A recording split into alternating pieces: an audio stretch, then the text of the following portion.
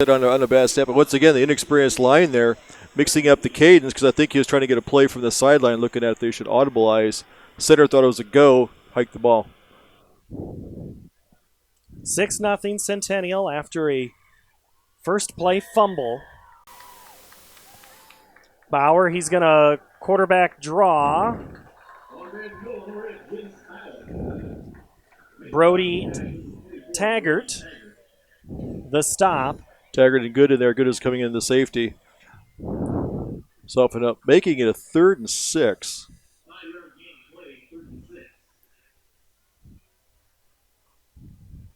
You got Brecht here wide left. Solo coverage near side. Hard snap count coming across will be Centennial. Were they drawn? The far official threw the flag. They're looking at the Hawks. So they're going to whistle it on Ankeny for the false start. So Coach Nelson, Tim, talked about try not to be on the downside of the sticks. This drive, or at least since they've gotten that first down, they have been nothing but looking uphill. Yes, the 3rd and 11 is not the way he had planned it. Those are unforced errors getting in there, and they're going to roll the coverage to the wides on the right. 3rd and long, 3rd and 11 from the 42. And before that play, another whistle, which means it'll be on the offensive side again. So there's more movement called on that far side. I think the receivers on the wide out, I think they took off a little early. How many 3rd and 16 plays do you have? You only need one if it works.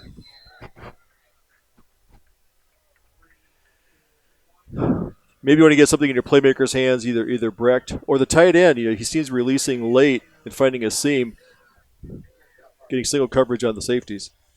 Clock stopped at 9:08. 3rd down, quarterback's draw. Bauer gets one block, but not enough to spring him. He needed to get to the 47. He's going to be well short of the first down, so the Hawks, if they want to play the field position game, which I think they will do as they send the punt team on, try to pin Centennial inside the 10. Good tackle by Porter on the outside. The quarterback coming at it, wants to get outside, kept his composure, and got a good open field tackle there, because if you didn't make the tackle, there was definitely going to be a first down by Bauer. So a good job by Porter on the outside.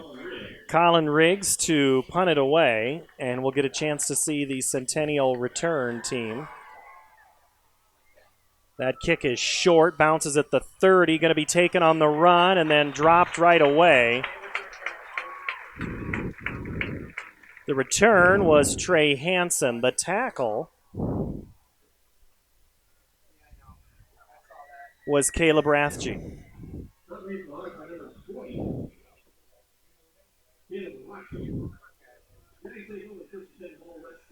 So now this will be the first time Centennial has the offense out.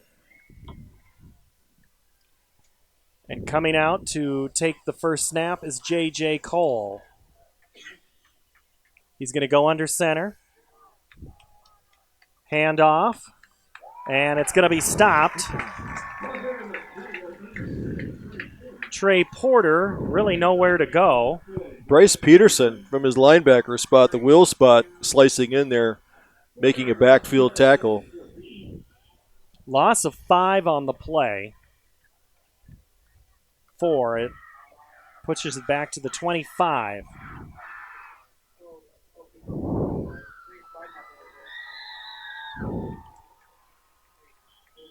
Porter goes in motion, gets the handoff again, and again a tackle after very little gain. Webb Tate, the tackle. They're going to need tandem with Webb Tate to be big this year. He's going to have to fill those big shoes of, like, say, a Mo Watson. We see Johnson in there also as, playing with the outside linebackers. Now you got that experienced secondary of the Hawks, and they're looking, getting him into a 3rd and long. We'll see if Centennial wants to put this in the air. Cole goes over to Porter. Goes back under center here. He's got to move. 8 seconds on the play clock. They go handoff fumble. Ball's loose, and it's picked up by Ankeny. Falling on the fumble, Brecken Manis. Changed his number this year. He was 18. I had it all wrong. Here he is. He's changed his number to number 3. But yes, 2 turnovers early in this first quarter. Once again, it's a timing issue with the running backs. You don't have that in there. So it just seemed to be like a handoff issue. It wasn't a hit, but ball's on the ground, and opportunistic Hawk defense pounced on it. First and 10 on the 28.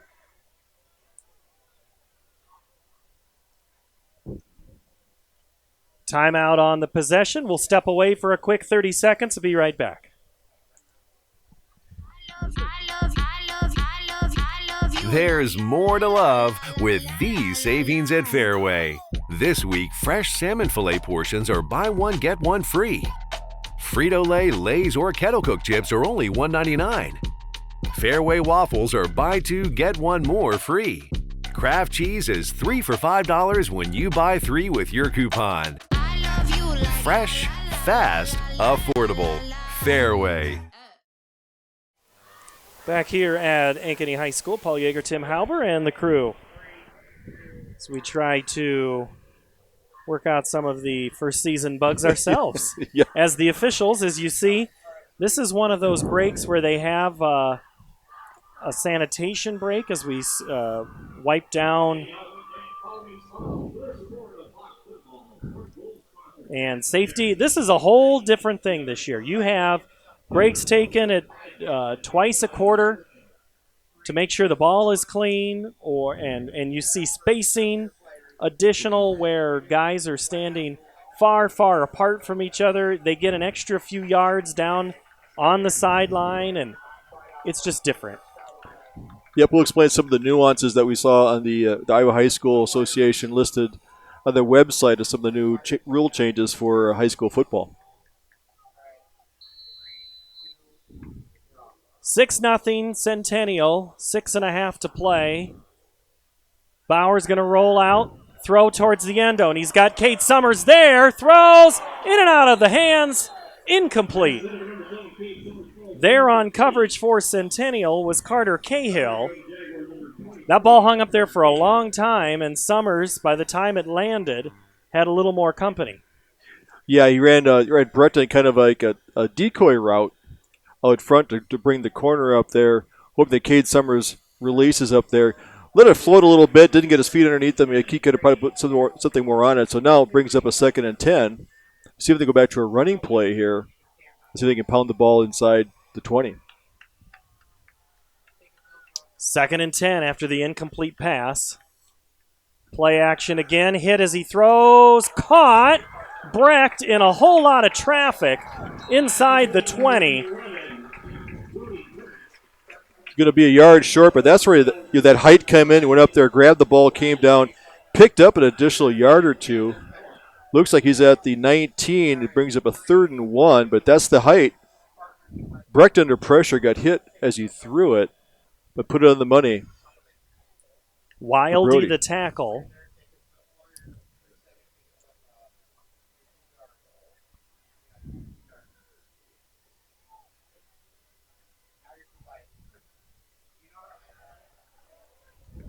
They go back up the middle. They'll get the first down.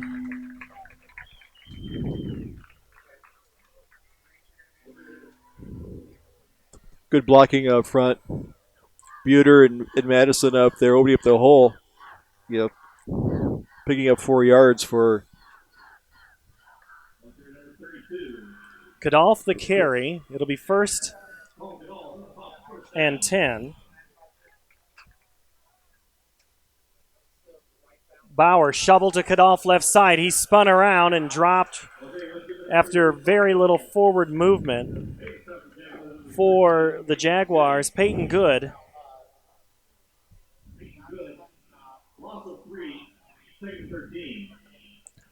It's tough against that defense. Owen Vernon in there, Taggart, Griffinio. Great pursuit by that defense. Kadolf comes up to the right side. Before the snap, we have a whistle. Kadolf may not have been set. False start on the offense again. That's the third false start just this quarter.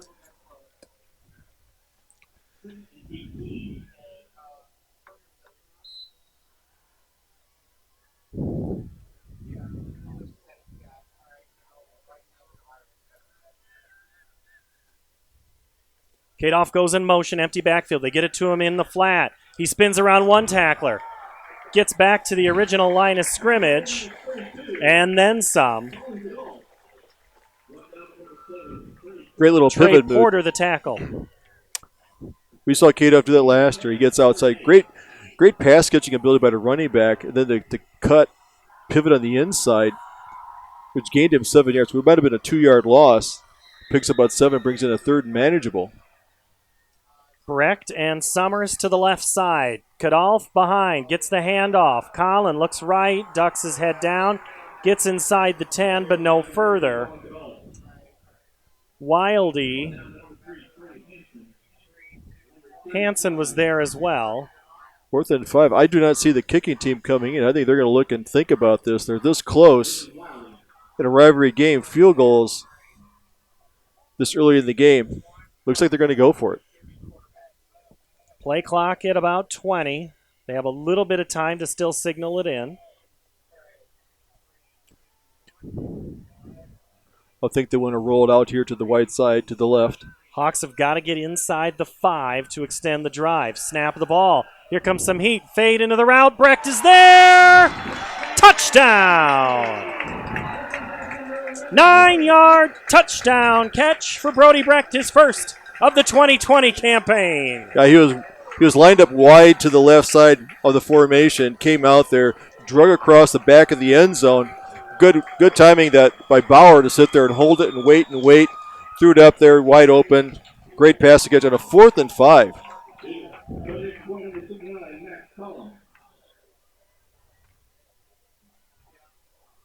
On to attempt the extra point is Max Pelham.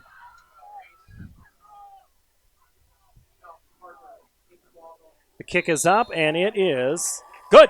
Hawks lead 7-6, 3:23 to go in the first quarter. Back after this.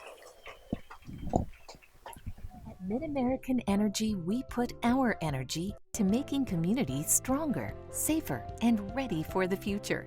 We support STEM education and community safety, special events, and economic development activities. We energize our cities and towns just like we have for decades, all to help make your community the place where you want to build your business, your legacy, and your life. It's another way we're obsessively, relentlessly at your service. Obsessively, relentlessly. That's what you can always expect, even when faced with the unexpected. It's a service we take seriously, providing comfort in the rain, tools to help you save, a helping hand along the way, and from a safe distance away. Delivering the energy you need while going the extra mile. Regardless of the times, our team remains committed to you. Well, the Hawks had a fumble on their first drive, but on the second drive, they are able to punch it in on a couple of rushes and one big pass on 4th down, and it's Brody Brecht from Jace Bauer. The Hawks are hoping that's a combination that's said a lot this season. I think we're going to see a lot more of that. 2 catches so far, as I have, for Brody Brecht. One was over the middle that got some tough yards to keep the drive alive. Then also it's a great route to run along the back, dragging across the back of the end zone because coverages have to release. And a good read by Bauer for a touchdown, so it's right on the money. So 7-6, Ankeny Hawks. 7-play, 28-yard drive. Started after a fumble, so both of the scores coming off of fumbles. Turnovers, drive coaches crazy. All right. And the breaks are also a little bit longer after the scores as they also work on sanitation. So we have all sorts of, instead of it being 1 minute, it's 2. And just the atmosphere a little bit different tonight. I think a lot of people are just happy to be here and getting that opportunity to play and watch some football. I know we were able to have baseball, softball, and Right now, we're having football. You mentioned the sideline spacing. It used to be between the 25s, but now they go all the way. The players can go all the way to the 10-yard line, so they have another 30 yards of player spacing. Coaches have to stay within the 25-yard boxes, but the players can spread out to kind of get as much spacing as possible on the sideline. So they have 80 yards of field to spread out. Max Pelham to kick it off. High end over end, going to be taken at the 5. That's Isaiah Stearns. He's still on his feet up to the 25, 26-yard line. Stearns, a return of 21 yards. Jeff Brooks is down on our sideline with this report. Jeff? Hey, well, I tell you what, Ankeny took advantage of their turnover. It was a little harder for them versus what Centennial had to do, but their that touchdown play was pretty cool with the right side of that offense clearing out for that crossing pattern underneath, and Brody was there for that touchdown. That was a great timing play. Jeff Brooks down on the sideline. I know he's having a hard time hearing us, but we're working through that, Jeff, as best we can. Cole is going to keep it. Actually, let me check and make sure that is Cole. Peyton Good is the quarterback on this series, so Ryan Pizzetti told us this week, Tim, I'm gonna use them both, and he's true to his word on this one. Yeah, we'll see how he works on a 2-quarterback system. Looks like he's brought Cole back in for this series again, so he may be flip-flopping quarterbacks. Yeah, Cole back in at quarterback. Claps, throws, and it is a handoff left side. Carter Cahill.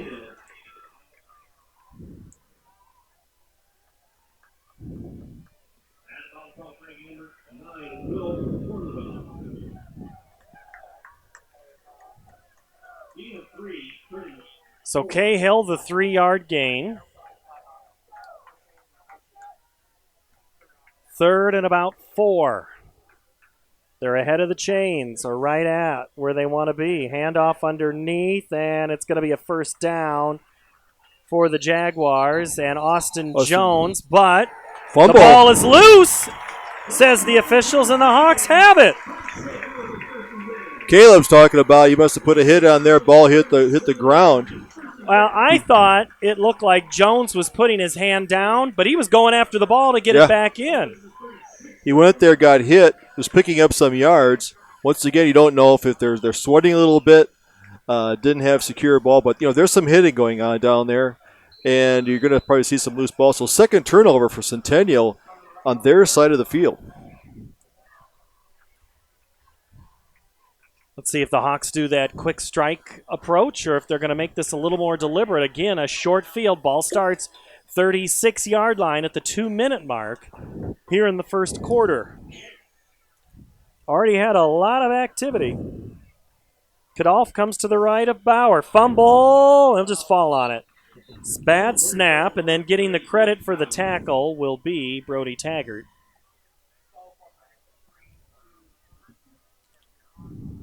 It's always that rough timing issue between center and quarterback when you start running that shotgun formation. You take it for granted that snap's always going to be there. So now it'll be up looking at the chain, 2nd and 16. Hawks all the way back to the 42. Here comes some pressure. Bauer steps away, rolls. He's going to tuck, run, and get out of bounds at about the 35. Escorting him out, Carter Cahill. I got to tell you, Centennial's closing those would appear like wide open gaps, and then they're shut in a hurry, that window. Good speed in there. Nathan Waldy in there. He's getting a good rush on with the passing down. He's getting past the tackle, getting the backfield, causing Bauer to take off on rushing. Unable to set his feet to look downfield, so he's forced to run the ball. Minute 23, back to the near original line of scrimmage, 3rd and just over 10. Bauer looks left. Brecht is wide open at the 10. Caught. 5. Touchdown. Brody Brecht, 37-yard score.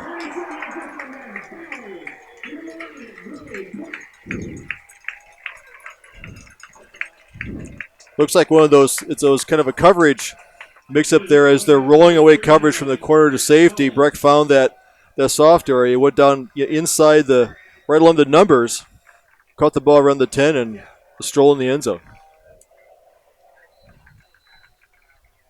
I got to say, that looked like busted coverage. Yep. He was. How many times did we see Breck last year with 2, maybe 3 guys on him? Pelham's extra point is up and through the uprights. Hawks 14, Jags 6 on CISN. Obsessively, relentlessly. That's what you can always expect, even when faced with the unexpected. It's a service we take seriously, providing comfort in the rain, tools to help you save, a helping hand along the way, and from a safe distance away. Delivering the energy you need while going the extra mile. Regardless of the times, our team remains committed to you.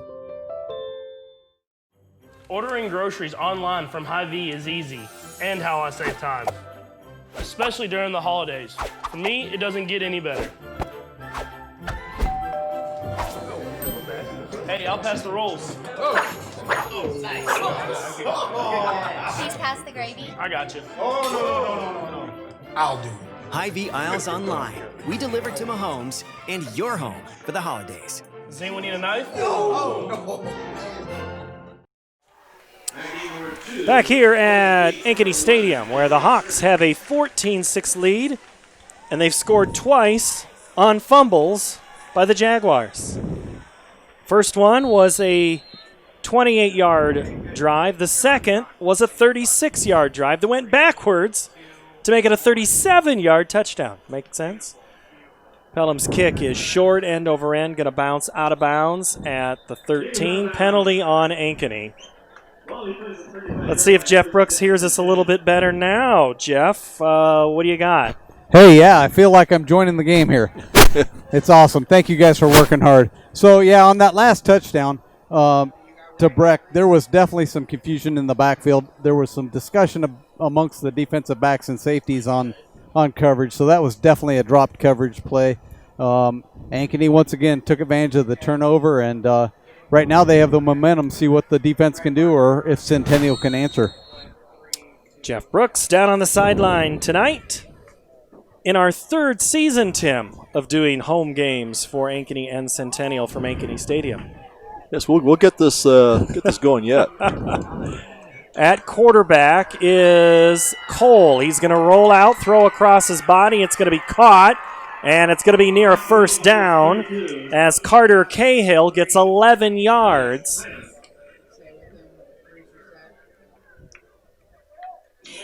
Cahill, a common name. We've said Cahill a lot. This kid's a 5-sport athlete: football, wrestling, rugby, baseball, track. That's why you say Cahill a lot. He's in all these sports. Also had a brother that played for the Jags, too. Under a minute to play.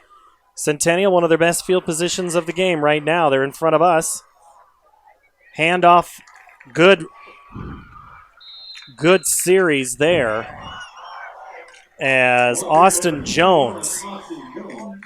And it's again a big gain, multi-yards, almost 8 yards on that play. We saw Ankeny Centennial do that last year a lot, that fullback dive over there. They don't call it a fullback, but it really is that position, tailback, fullback, takes it straight up the middle. That means your lineman, Madison, Bruder, Howe, you're moving some people along that interior against that nose tackle. Could be the final play of the first quarter. Porter in motion. They go back underneath to Austin Jones. He gets a first down, which will stop the clock for a moment. They'll move the chains. Dave Rittman puts the hand forward. He's our white hat tonight, the head referee. Winds it up, and that will likely be the end of the first quarter. What an exciting first 12 minutes it's been. We've had turnovers and touchdowns. Oh, my. The second quarter when we return from Ankeny Stadium. Hawks 14, Jags 6. You're watching high school football on CISN.TV. I just like to stay inside the car. We can be loud and nobody tells us to be quiet. That is a shoulder compliment. Nobody's judging you for what you order. You can get one of everything if you want. When you're in the truck, it's judgment free. There's no such thing as a pretty eater. You're a pretty messy eater. I'm more of like a neat eater. I can eat in the car, so nobody can see that. Oh my God. How are you guys eating so slow? I'm almost done. No, you have a giant mouth. Central Bank is proud to support the unmatched spirit of sportsmanship and hard work exemplified by our local athletes. We're fans of high school sports and the way the big game and hometown team rally a community. Best of luck to all of today's competitors. Play hard, have fun, and make something great happen. Central Bank, member FDIC. Hi, I'm Joe the Car Guy with Westside Auto. Without question, the COVID-19 pandemic created many disruptive changes in our lives. Some of us got sick, jobs and income were compromised, it was difficult to even spend time with family and friends. But one thing hasn't changed, and that's Westside Auto Pro's commitment to quality service, and that will never change. We're here to make sure you get maximum performance and reliability from your vehicle. So as we all move forward, keep Westside Auto Pros in mind. You've been through enough. We'll make sure your car is the least of your worries. Centennial scored first, fumbled twice. They're back on the field and driving the football. Porter, right side, jukes one, makes a nice cutback, gets close inside the 40. Good pickup on first down, almost 4.5 yards. Trey Porter, Tim, he got the first couple of handoffs, and then it was Jones and Cahill. We knew we'd see a lot of running backs, and so far, again, that's been the case. He comes out of it, best described as like an H-back position where he's lined up outside the tackle and cuts back, creates that wide running lane to the outside.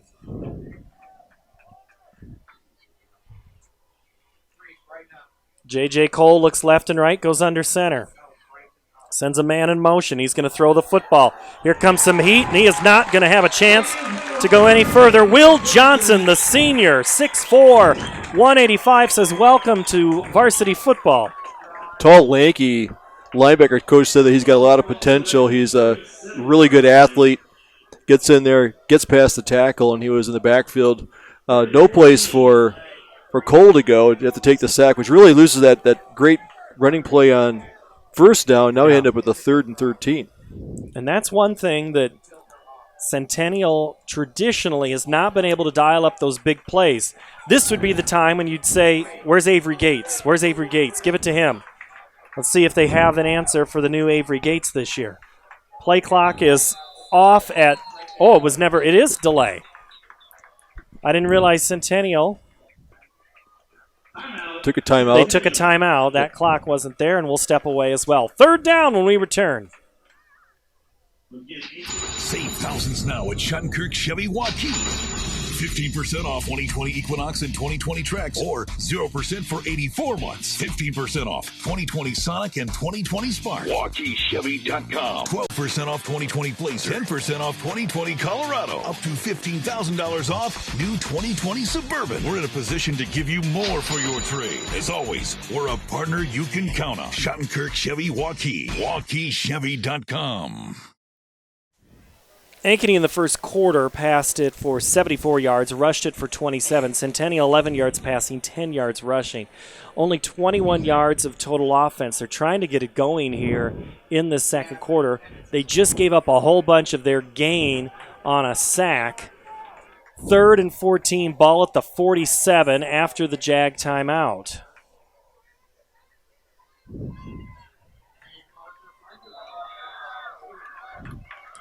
A 10-yard loss on that play. We're whistled in. We're ready to go. Cole looks to the left, throws it across the middle. Caught near the first down. And by golly, well, the FAR official puts Porter short. Nope, he's going to say move the chains. That's a first down. They needed 14. They got 14 in 1 quarter. He put the right foot down, which gave him the first down. If he'd have marked it with his left foot, he'd have been short. Cole has an upside of an arm, something that these Jaguars are going to try to capitalize on. Everybody took an outside route, which kind of pulled the defense open in the middle. Porter came across, found the seam, and is a good pass and catch. Austin Jones is behind Cole in the backfield. Jones gets the call, and he is going to be tackled at about the line of scrimmage. Bryce Peterson slants in. Well, the Ankeny Marching Band is making their way onto the field. They'll perform a couple of numbers, and we are actually going to try to show you some of that marching band performance. We are on a different streaming platform this year, and before it's been a rights issue, and so we're going to try to bring you some of that performance tonight and throughout the season. As Friday Night Football might be some of the only performances these marching bands get. But we're playing a 7-game schedule this year, and everybody makes the playoffs. Cole throws far side, caught inside the 30, and nice Houdini move there. Carter Cahill escapes the first tackle, would-be tackle, and gets up to the 25. He'll be a couple yards short of the first down. Crandall there, he had a little bit of a lane to get out there, but good tackling, keeping it to bringing up a 3rd and 2. Not quite in field goal range, I don't believe.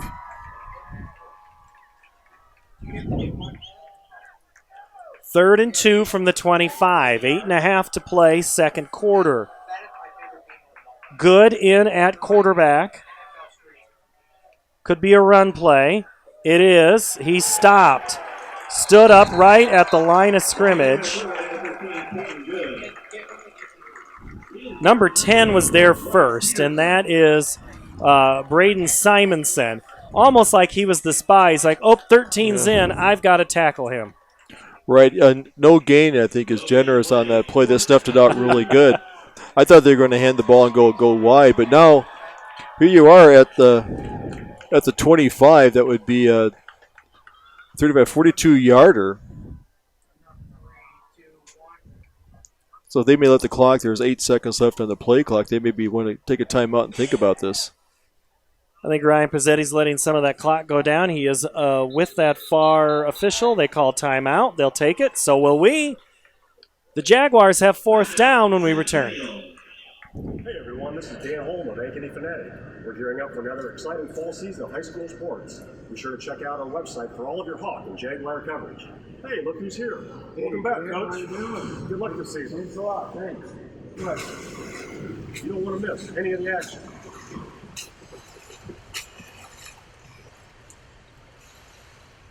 Good, Jeff. Thank you. Go to AnkenyFanatic.com for your best Sunday sports coverage around. Centennial takes a timeout, and they are trying to figure out how they can get 2 yards and keep the drive going. 2 fumbles for Centennial led to Hawk touchdowns. Very first play of the game, the Hawks fumbled it, and the Jaguars picked it up and ran it in for a score. There's your scoring summary. Back in at quarterback is Cole. Typically 2 yards don't bother Centennial to run the ball. They don't have to throw a pass. Isaiah Stearns comes to the near side. To the top of the screen, Dominic Berry. They look Stearns side on the blitz. They go back to the right side. It's going to be caught, but stopped short of the first down. And it'll be a turnover on downs on a tackle by Bryce Peterson. He was there quickly. He had read that. That's his key, is to take the running back out of the backfield. So he came out of his position. Came running up there, zeroed in, and made the tackle. Made a good high tackle to stop it for a turnover on downs. It actually created a loss of a couple yards. It was a good look-away screen there. Cole looked hard left, then came back to the right, but Simonson had a good opportunity to make that tackle. So the Jaguars turn it over for their 3rd time this game. We have an update. The other big game in the CML is Southeast Polk at Waukee. At the end of the first quarter, Waukee leads 7-0, so we have an eye on that game as well. Bauer back to pass, spins it around, throws it far side. Cade Summers in a sprint. Incomplete, just a little too far. Good coverage, Trey Porter. In fact, I think Porter was ahead of Summers on that one. Yeah, he led him pretty good as a incomplete pass. Looks like Summers kind of shading in a little bit. Well, that was part of the success of, say, a Jordan Cum last year for the Hawks. They were able to find him when Brecht was double-teamed. That was an opportunity. They thought they liked that matchup of Summers, but didn't quite work. In fact, Summers has again got Porter on the top of him at the top. Bauer's going to keep it and run and run and run some more. He'll get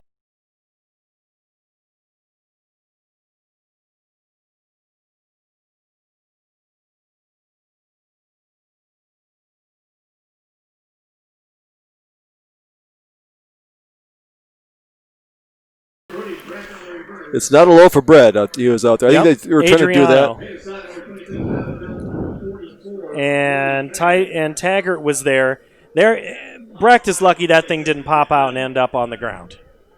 Yes, I think he'll be. His coach will mention something to that when they have their game film session after this, at the end of this game.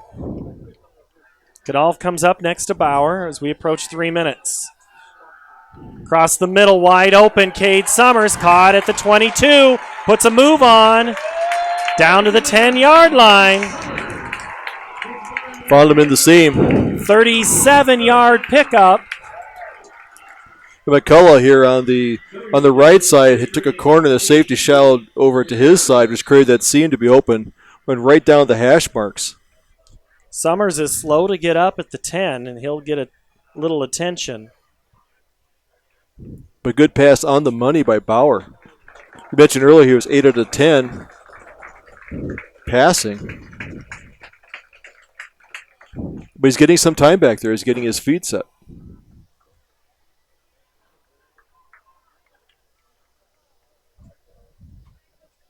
And we have a timeout on the field.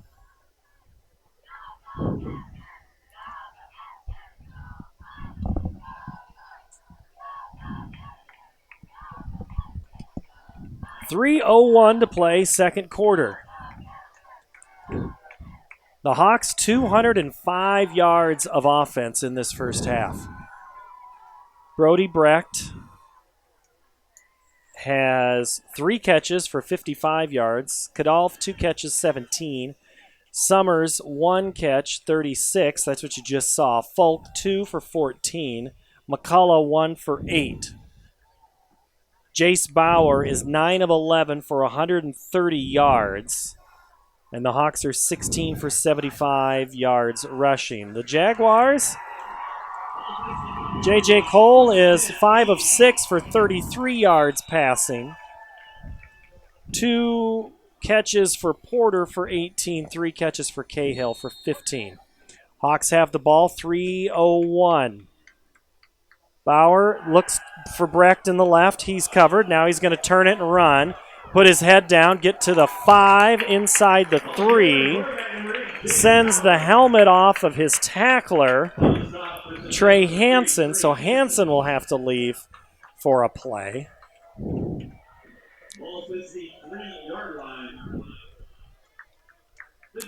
That's what a big quarterback can do. He likes to tuck the ball and run. It's moving the chains, moving the ball, making a short field. A yard to go for the first down. 3 to go for the touchdown. Not even 3, it's 2. 2.5. It's between the 2 and the 3. Timeout Ankeny.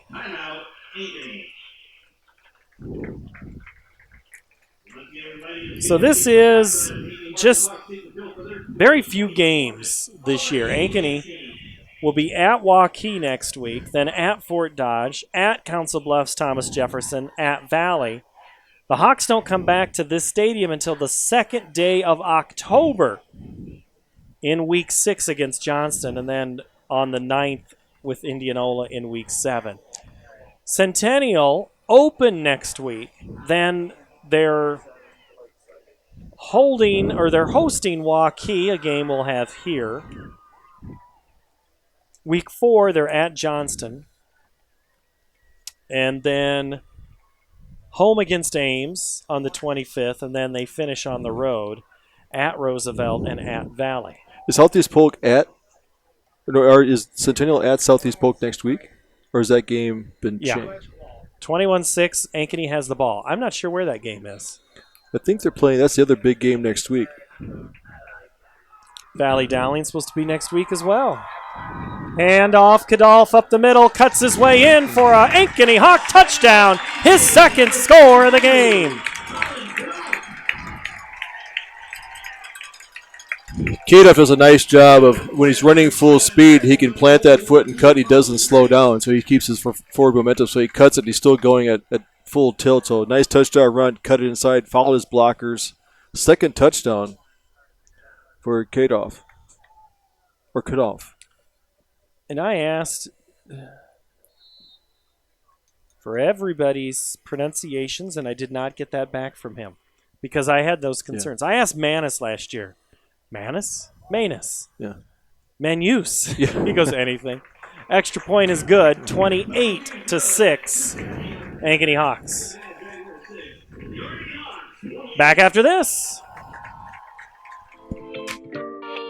Hi, I'm Chris from Fireplace Superstore, and this has been a crazy year. We might just run out of furniture. But we still have a great selection right now. We have wicker, we have fire pits, we have poly, and if you want something for your deck this year, you should come see us right now. Still have the greatest selection in Iowa at the best prices. Fireplace Superstore, 109th and Douglas, just west of Homemaker.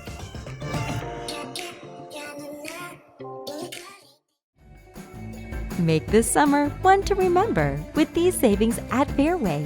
This week, USDA Choice Top of Iowa Sirloin Steak is just $4.99 a pound. Stella Bella green seedless grapes are only $1.88 a pound.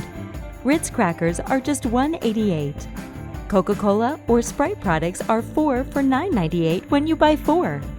Wishing you a fun-filled summer from our family to yours. Fairway.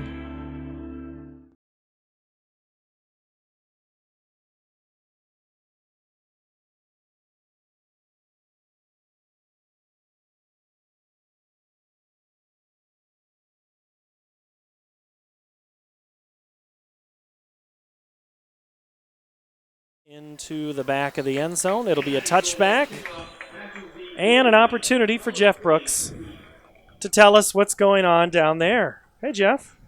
Hey, guys. Hey, I heard a couple things since I talked to you last. Number one, field conditions are awesome down here. It is nice. We've experienced a lot hotter first Friday nights, no doubt about it, even though it was in the 90s today. It feels great down here. Ankeny right now is controlling the line of scrimmage on the offense. It's giving the quarterback plenty of time, and the receivers are benefiting from that, but so are the running backs, as we can see. Centennial really needs to step up here and maybe get a drive here late in the half, see if they can't get on the board again. Try to gain a little bit of confidence, try to figure out what's working, something that they can make in an adjustment at the halftime break. Handoff for Centennial, and that is going to be Carter Cahill. I think they're going to want to keep it on the ground with no timeouts. What you don't need down here is a clock stoppage by the time clock, the play clock rolling out. So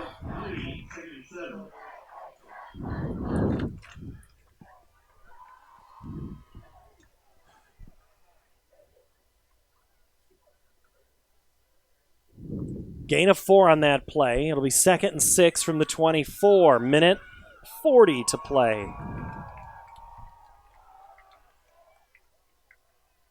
Cole looks over left and right, sends a man in motion, gives it to Gates. Not Avery, but Owen gets across the 31 for a first down. Peterson the tackle. Big first down for them to get a new set of downs with 1:26 left to go. They don't rest on this offense because they can run the ball. Cahill. Gates is a name we've called before. Owen's turn. Yeah. Minute 10. Cole looks to the near side, throws, caught, inbounds, but stood up is Isaiah Stearns. Cooper Cox out there, good open field tackle, came in there. A lot of that is good technique of keeping your balance, keeping your base, as they come out there, get the tackle, at least turning it back into the pursuit. Never let them get outside your shoulder. So good defensive technique.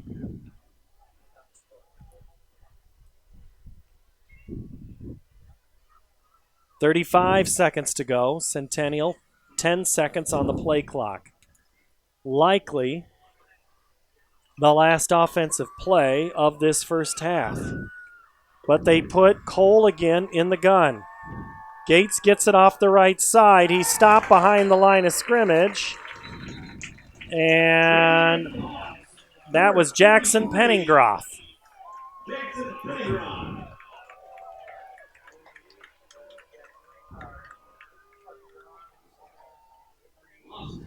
And Ankeny calls timeout because they would like to force, they'd like the opportunity to get the ball one more time.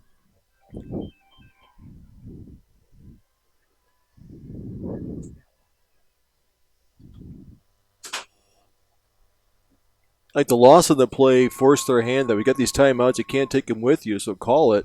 Force after that last punt that went for about 4 yards. And that might be one of the things they're thinking about. And then put a rush on the punter. Because more than likely he's going to try usually the punter reacts after a punt like that, is try to drive it, take an extra long step.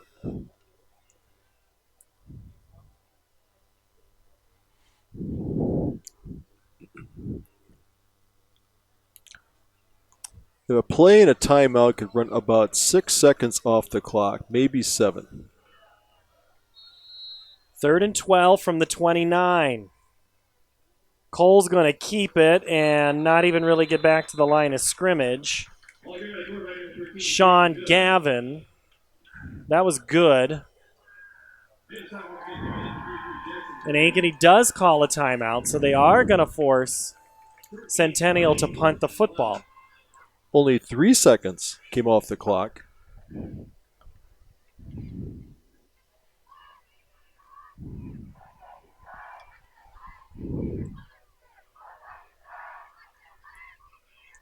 Fourth and 11 from the 30. Brody Brecht and Kadolf will go back to receive the punt. You could rush the punter here, go for a block. Be curious to see what they do. You have 2 receivers back, so they're going to set up the return.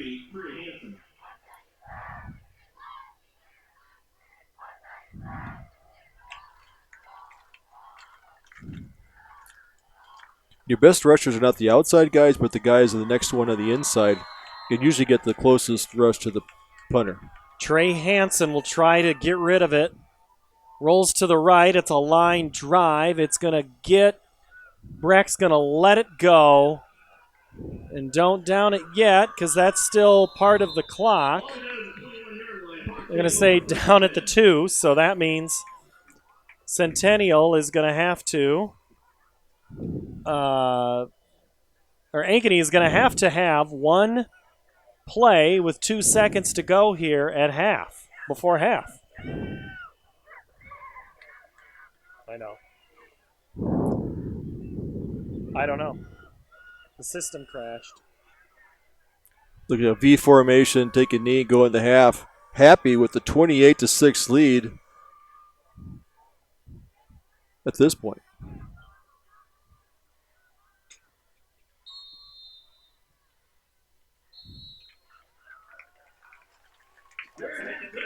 That ends the first half. We'll take a break as Jeff Brooks will walk with Coach Nelson, at least on a socially distant level, and just kind of find out what's going on. No live interviews this year, and we'll take a break and be back. This is high school football on CISN. Hey everyone, this is Dan Holm of Ankeny Fanatic. We're gearing up for another exciting fall season of high school sports. Be sure to check out our website for all of your Hawk and Jaguar coverage. Hey, look who's here. Welcome back, Coach. How you doing? Good luck this season. Thanks a lot. Thanks. Good. You don't want to miss any of the action.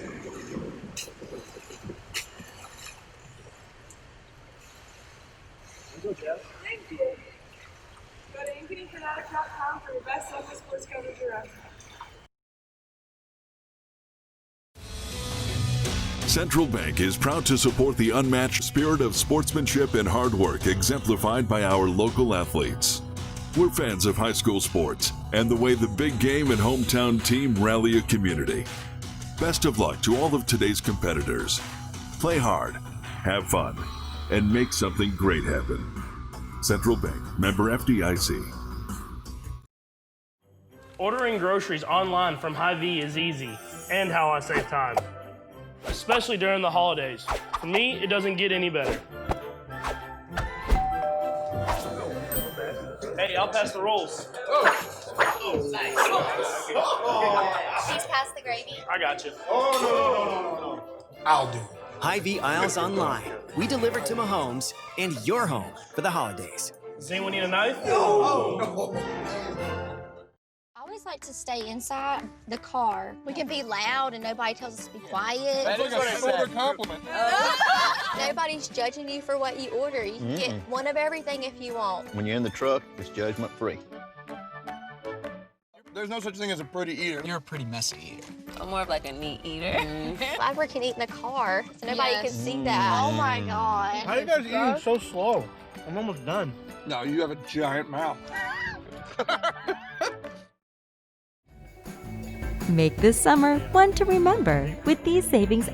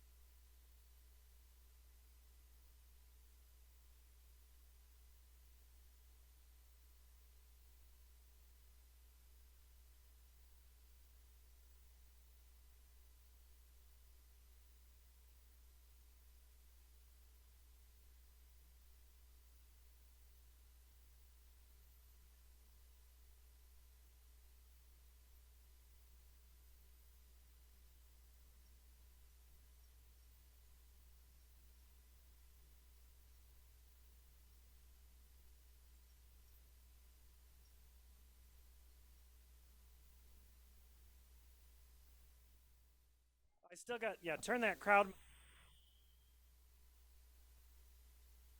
Welcome back to Ankeny Stadium here, and our live feed. Our apologies, technical difficulties. We're here with you now on our YouTube feed, so tell your friends that maybe you've missed a couple of scores. Ankeny leads Centennial 28-6.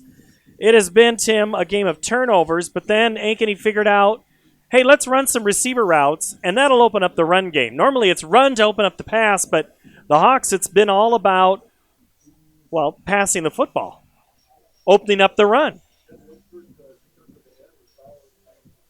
The back of the end zone. There we go. I can hear myself. That was a nice scene there, right there. Kind of opened up, and that was on a 4th down play, so they went for it. Pass has been successful. I think we now have Bauer going in as he 9 out of 11. Nearly 200 yards of total offense by the quarterback. He ran the ball. He's the leading rusher as well. But the passing game, when you complete 9 of 11, your passing game is clicking, pulls the defensive backs back, opens up the rushing lane because you aren't crowded with 7 or 8 in the box.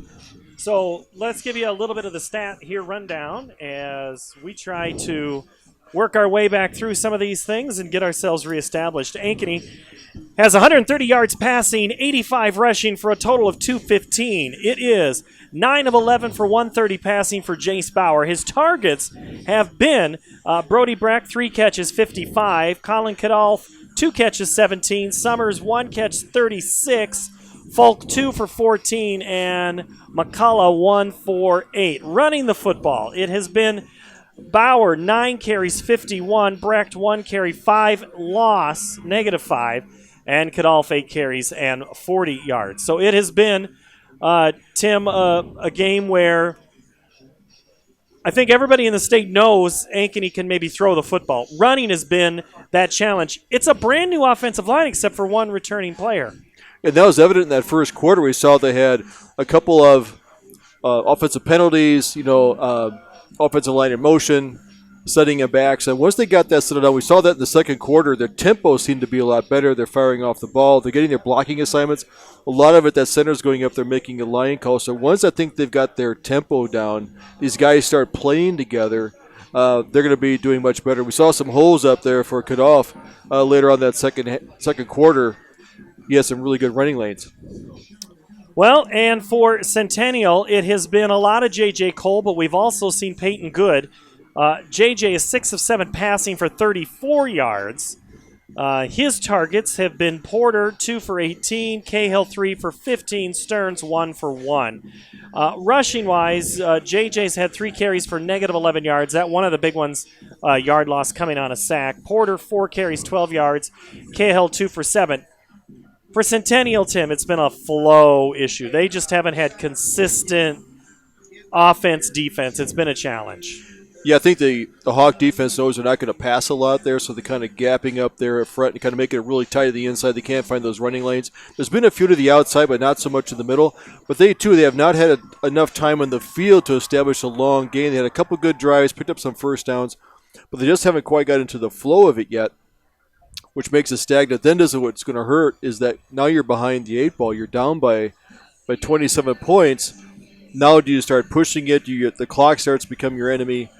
So we'll see how their offense performs if they're going to start putting the ball in the air. Start doing something you're not normally adept at doing or practiced or used to doing. You like to run the clock out, limit possession. So let's see. I've been looking for Jeff Brooks on the sideline, and I know he had a chance to have a couple of conversations. Let's see if I start talking long enough, Jeff will say, yes, Paul, I'm here. Jeff, are you there? Nope, that's all right. 9-7, Dowling leads Indianola. Well, I heard it was going to be a close game there. So this contest, it will be Centennial getting the football to start the second half as the Jaguars had won the toss, deferred, and so they'll get the ball to start. It's early to make changes, right? It depends on what you like for offense and defense. It's going to be a lot, Tim, about execution, right? Yes, I think Cole's been a very efficient quarterback for Centennial. I think he's done a nice job. When Good has come in, he's basically been the designated rusher, and the defense knows that. They're playing to that strengths. what they need to do is kind of get some big gapping gains. Because one thing Centennial's known for, to get the outside, to hit that seam, they get up, they get these big gashing running plays for 10 and 15 yards, and get on the other side of the 50 and see if they can get a short field. All right, now we got Jeff Brooks down on that sideline. What's on, Jeff? What's going on, Jeff? Or not. Hold on, Jeff. There you go. You there? Nope. We lost him. All right. That's just kind of the way it's gone tonight. And what's been nice is that it's cooled off. There's been a breeze. We thought the wind might be a factor early on in the game. It came out of northwest. Now it seemed to have settled down. It's just a nice breeze, keeping the fans cool. And the field looks, the players haven't seemed to be, getting overheated or cramping up like we thought they would be with the early heat we had at kickoff. Well, they've been having these afternoon practices and in the heat, and now they're getting used to it. Jeff, is it cooler down on that sideline or not? Yeah, no, it feels great. Sorry about that. That was totally my fault. I was trying to get the attention of some coaches with stuff that's going on down here. So I stopped and talked to Coach Pizzetti just for a second. He really deferred to Ankeny. He gave all credit to Ankeny and what they're doing tonight. He really didn't have too much to say other than his kids are going to compete. They're going to keep trying. And I know he has something up his sleeve, coming out. They're not giving up. And very prideful and respectful to what Ankeny's doing tonight. On the other side with Coach Nelson, boy, he had a lot to say about his team. He gave a lot of credit to Jace Bauer. He was saying how he was leading this team, and just it showed, whether it was throwing to the receivers or the running backs getting their plays going. And credit also, like we were saying, to Summers and the running back game and the running game. He also did give me a little nugget about that first play was not designed for that kid. It was for another kid that isn't playing tonight. And he said we probably shouldn't have called that play. But yeah, that was a good one. But he's impressed with the defense. He said Centennial has given them fits for the past 3 to 5 years, and they're really stepping up this year. So, he says their experience is going to carry them through some tough times this year when it happens. So that's what I got from down here on the sidelines. I'm not a coach, but that's what they told me.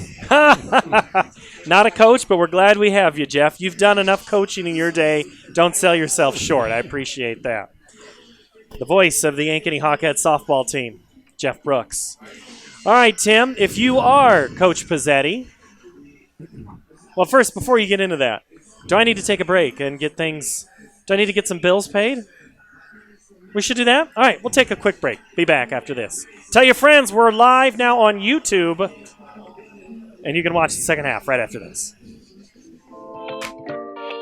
Hi, I'm Chris from Fireplace Superstore, and this has been a crazy year. We might just run out of furniture, but we still have a great selection right now. We have wicker, we have fire pits, we have poly, and if you want something for your deck this year, you should come see us right now. Still have the greatest selection in Iowa at the best prices. Fireplace Superstore, 109th and Douglas, just west of Homemaker. Hey everyone, this is Dan Holm of Ankeny Fanatic. We're gearing up for another exciting fall season of high school sports. Be sure to check out our website for all of your Hawk and Jaguar coverage. Hey, look who's here. Welcome back, Coach. How you doing? Good luck this season. Thanks a lot. Thanks. You don't want to miss any of the action.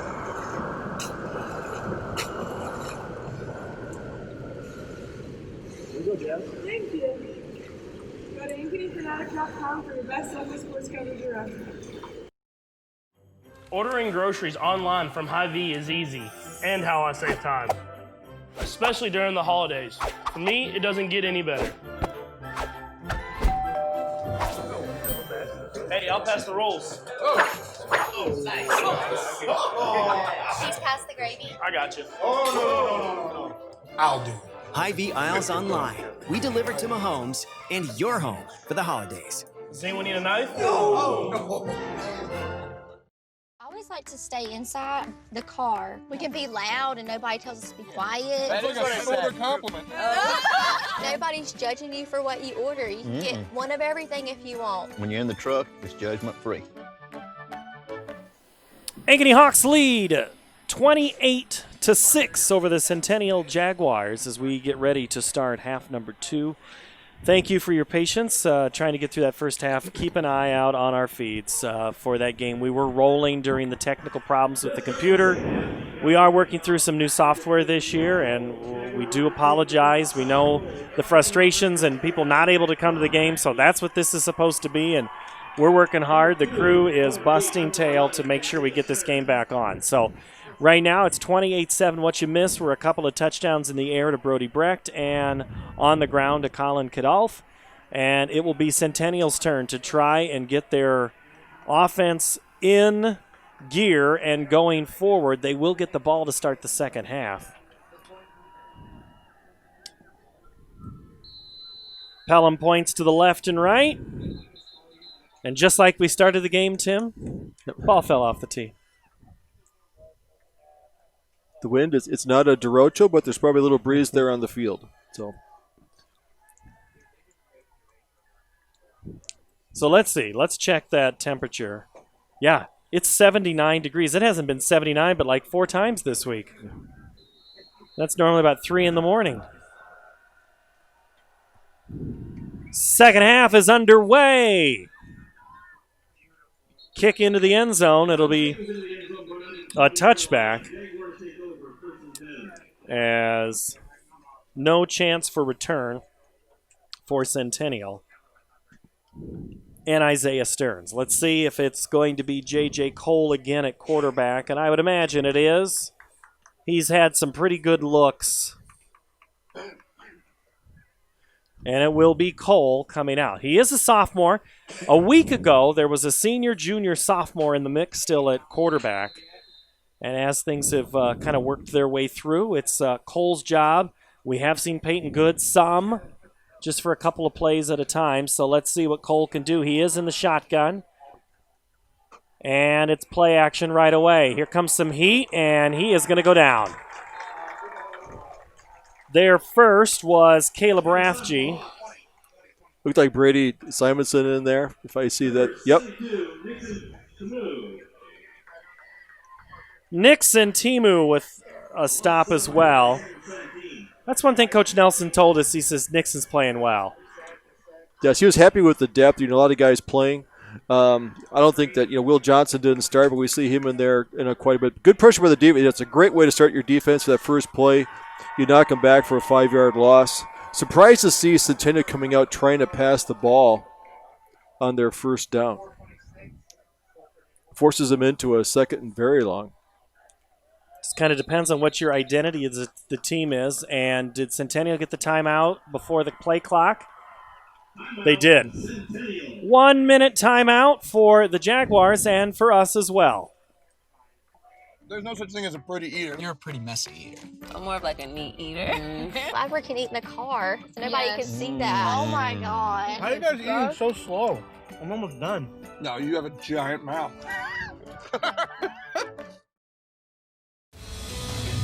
Central Bank is proud to support the unmatched spirit of sportsmanship and hard work exemplified by our local athletes. We're fans of high school sports and the way the big game and hometown team rally a community. Best of luck to all of today's competitors. Play hard, have fun, and make something great happen. Central Bank, member FDIC. Centennial timeout, as that has been kind of a story of the game for them. They've had some troubles getting their offensive play called and then executed. And let's see what they can do out of the timeout. Cole looks down the middle, throws, caught, nice play. Isaiah Stearns. Good hard pass by Cole. That he found him in there. He was open, a little behind.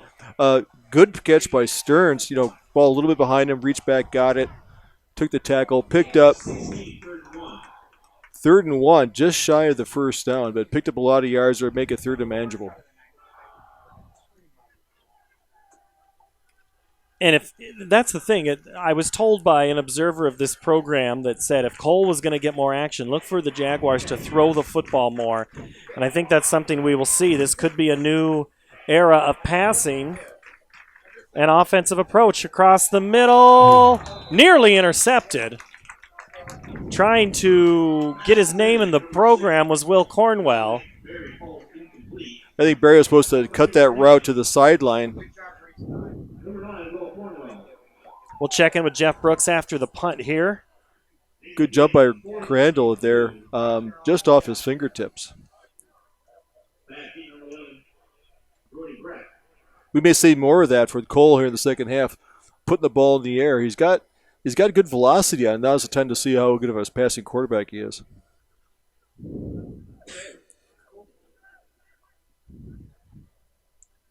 Punt to the right is a low liner, barely got above the helmets, and the Hawks got to make sure they didn't touch it, but they didn't.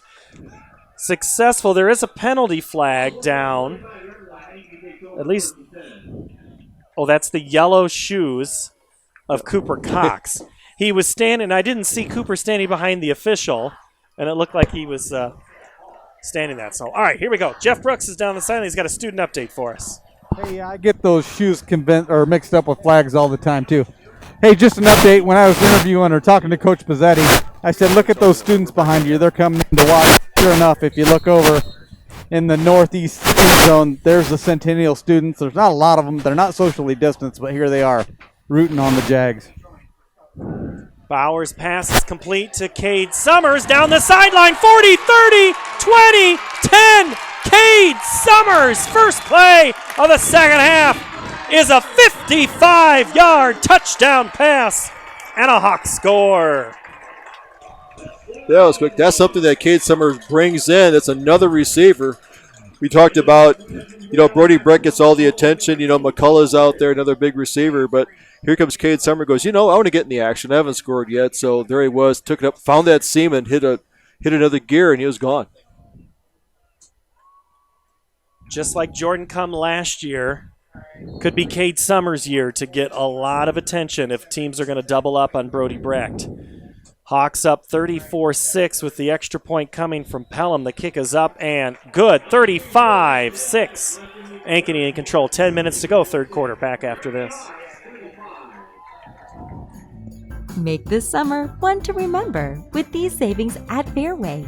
This week, USDA Choice Top of Iowa Sirloin Steak is just $4.99 a pound. Stella Bella green seedless grapes are only $1.88 a pound.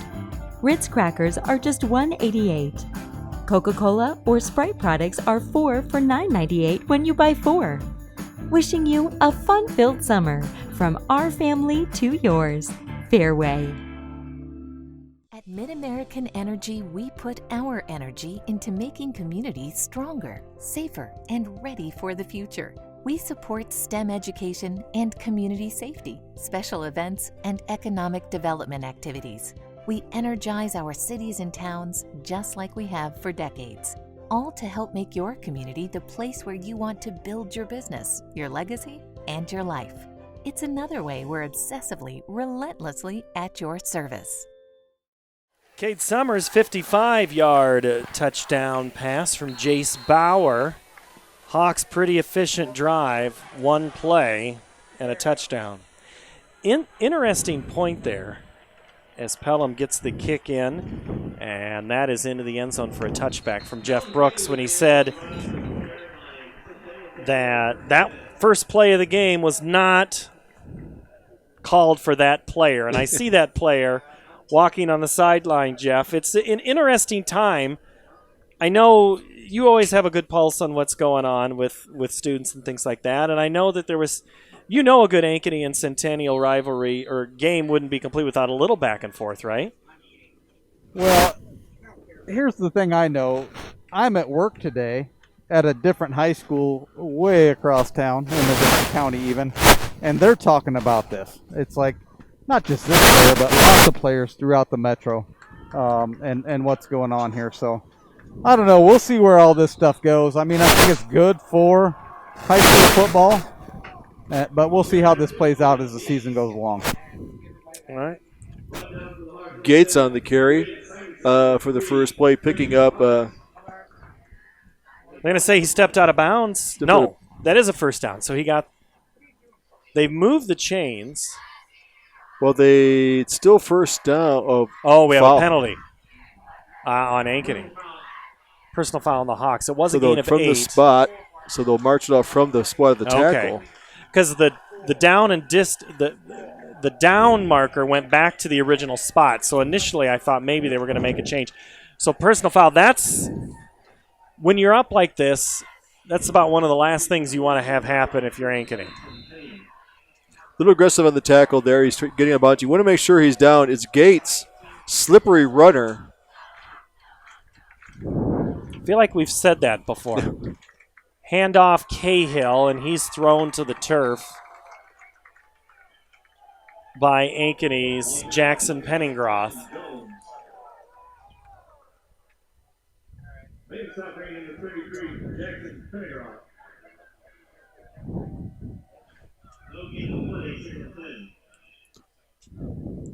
(35-6). Ankeny in control. The clock will run if you kind of keep them between the hash marks, keep the people in front of you, and keep the base defense. Don't let them the passing game. We're going to see what kind of arm Cole has. Gates is spun right away as soon as he got the football. Is that Simonson? Yeah, Braden Simonson was Madison there. Huh, imagine that. Yeah, it's didn't know he was playing tonight. So now good defense, good linebackers, reading the run, they're picking up their reads, know where the running backs are going. They're not caught with the misdirection and making those tackles at the line of scrimmage. Timing is so critical in this Centennial offense. It has been for decades. Cole's going to throw near side, and it's going to be complete, popped, and amazing catch. Trey Hansen at the 41-yard line. He went up the ladder, got it. He knew the shot was coming, made the grab. What a play. It was a great catch. It was a great hit, clean hit. Didn't try to flip him, just try to get a good hard tackle. But a good pass by Cole getting out there, picking up the first down. Build a little confidence. Move some yardage. The next yard that the Jaguars get will put them over the century mark for yardage on the game. 1st and 10 from the 41. Handoff is going to go for about 2 yards to Tyler Johnson. Rainey made sure that it didn't go any further. No gain on the play, so we'll hold at 99.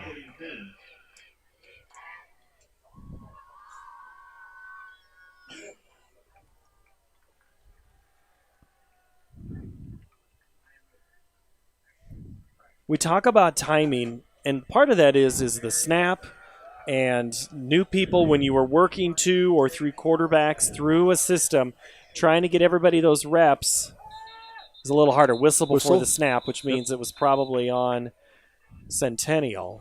Yeah, they might have moved just before the snap. Usually a lineman will just kind of back. There's a pass play that's kind of want to take that step back to get in position.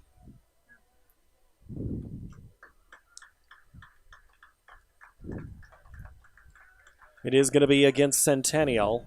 I don't know if it's just me, but it appears that Cole's passing, a lot of it's coming to the left side of the formation. They see something out there that they're picking on, but most of his passes are completed to his left side. You may find it's a natural throw for him versus throwing to the right flat. So,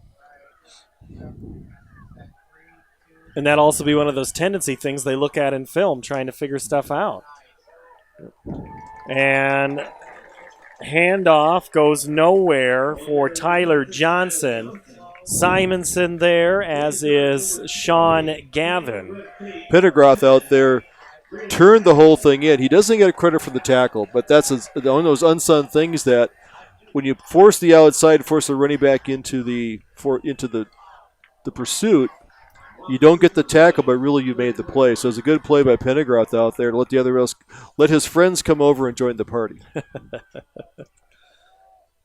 3rd and 21, ball's at the 49. Jaguars need to get all the way to the 31 to keep this drive alive. Cole looks left, now runs right, throws off his back foot near sideline.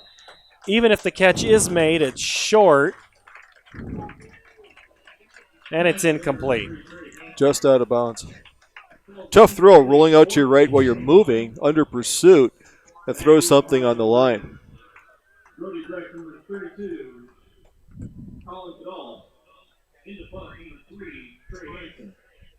Trey Hansen there, if he's the regular punter, likes that rugby style. If that's been the regular punter, likes that rugby style kick.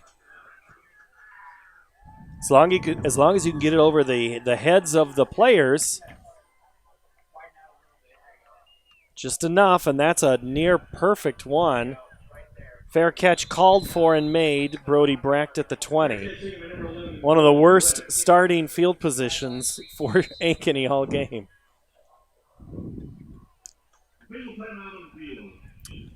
We have timeout on the field and in our coverage. Back after this. Obsessively, relentlessly. That's what you can always expect, even when faced with the unexpected. It's a service we take seriously, providing comfort in the rain, tools to help you save, a helping hand along the way, and from a safe distance away, delivering the energy you need while going the extra mile. Regardless of the times, our team remains committed to you. At MidAmerican Energy, we put our energy into making communities stronger, safer, and ready for the future. We support STEM education and community safety, special events, and economic development activities. We energize our cities and towns just like we have for decades, all to help make your community the place where you want to build your business, your legacy, and your life. It's another way we're obsessively, relentlessly at your service. Fans making a little bit of noise, spread out a little bit on beach night. That's the Ankeny fans. And only a certain amount of tickets allowed. Normally, Tim, this is one of those games where we fill it up to the gills. Yes, given that the restrictions are there, it's a good crowd. It's a wonderful night. Everybody's kind of looking for normalcy, get back in a high school football game. Hoping we get as many games in this season. It's, players, coaches, fans, families putting up with really circumstances that we weren't probably ready for, months ago. So everyone's doing a very good job here pulling this off. Handoff, Kadolf up the middle. He breaks through to the secondary. He gets into past the safeties up to the 45-yard line. 24-yard gain for Colin Kadolf on 1st down and 10. That's what a passing game can do for you. An interior line, those interior 5 guys really picking up their assignments. That's one thing Coach talked about, knowing your assignments, getting that first game. I think they're figuring out, getting their blocking schemes down because he's going full steam. And that was one of those secrets about this team. Bauer on play action. He's going deep. He's got Summers right side. It's going to be just a little far. We do have a penalty flag back at where the quarterback He might have fallen into his knees, hitting the quarterback. Bauer it's hard to throw forward when someone's hitting it from the front, but he may have got a late hit or someone dove and hit him around the ankles.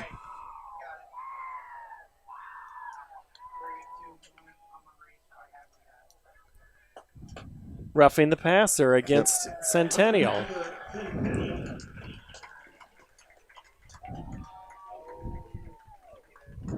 So that'll move it forward. That's it's effort. You come in there a little out of control. You dive. You don't intend to hit the quarterback that way, but trying to make a play, you can hit him a little late. So I think cut him around the ankles.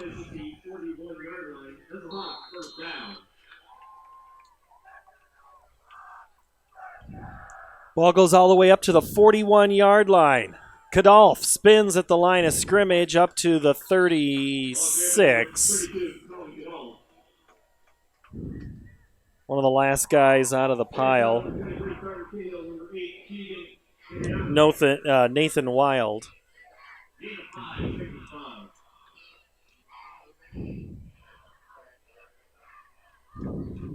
Wildy at that defensive line position. Plays it very well. We've called his number several times tonight. Handoff, Kadolf, right side. runs into the back of Tyler Johnson. So we're not going to see Arlen Bruce IV tonight. Question if we'll see him at all this year. My understanding is the Iowa High School Athletic Association was calling around to a lot of the move-ins to make sure paperwork was done and in place. It wasn't a targeted call today to Ankeny specifically. Bauer throws across the middle, just a little too tall for Folk, incomplete. Good pressure there up the middle, Brody Taggart. Taggart, good rush, though, didn't rush the quarterback. It was kind of, Bauer is mostly falling back when he threw it up there. But when you're falling backwards, the nose of the football tends to go up. You tend to overthrow your receiver, and that was a high throw out there to Folk. He was open. He was open, but the pressure was coming from Taggart. 2nd and 10. Ball at the 29. Kadolf up the middle. And he's not just getting, Tim, to the line of scrimmage. He's getting into that second wave almost every time. Tackle that play. Keegan Adriano. I think those 5 big horses up front are warmed up now. I think he's Are they I don't know. I think that's the term, yes. I think they're lathered up. I think Solo's calling. I think he's getting lathered up. I think both coaches got a kick out of that this week, especially the O-line coach. Oh, yes.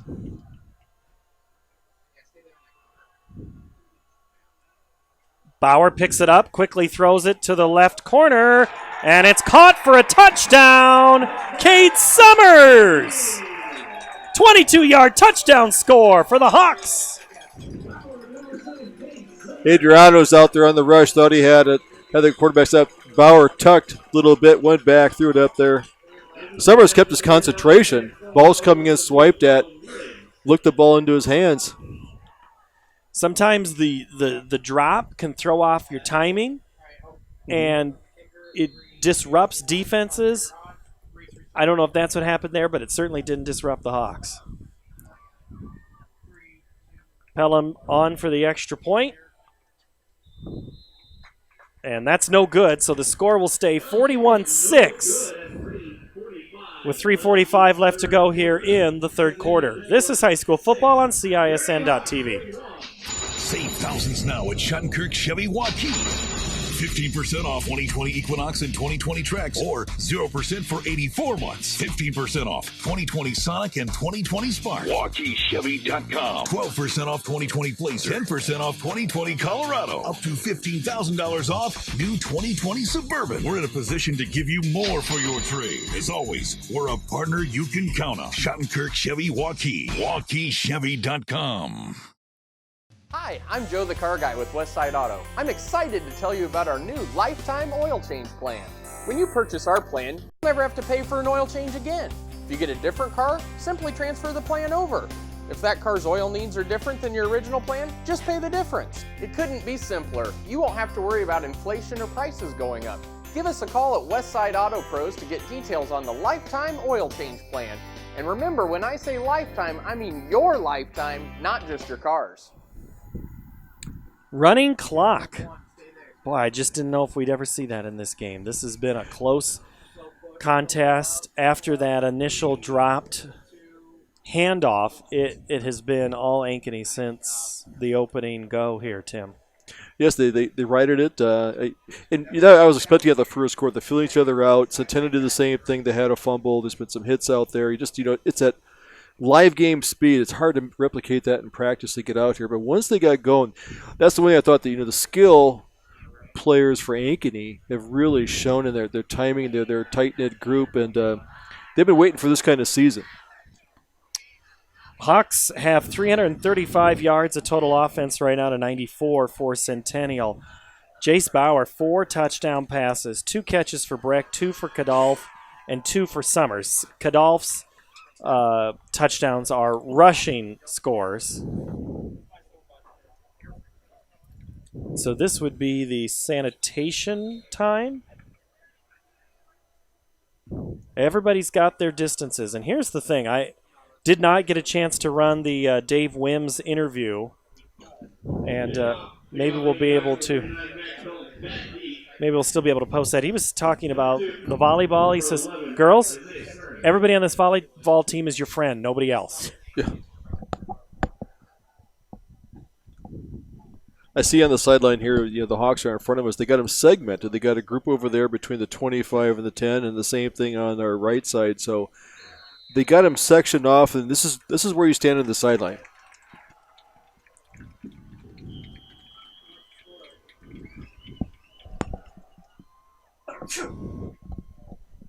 Now their kick goes to the doorstep of the end zone. Stearns is going to take it out and get no further than the 14-yard line.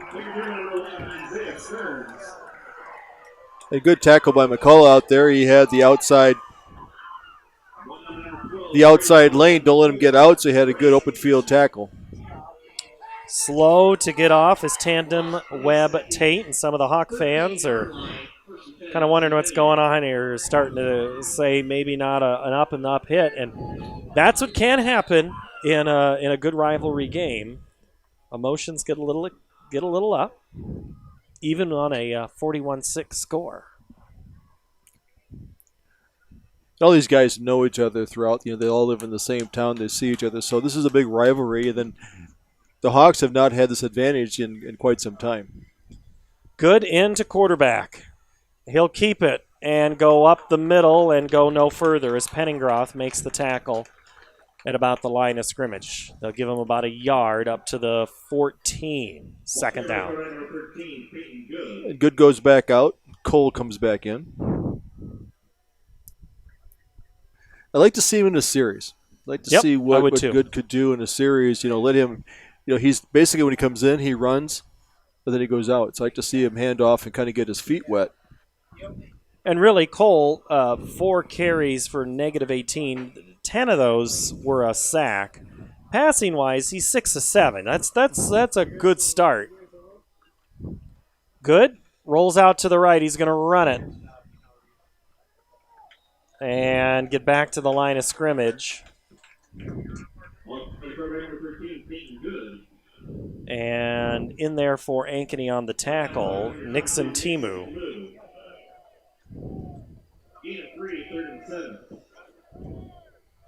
Rotating players in.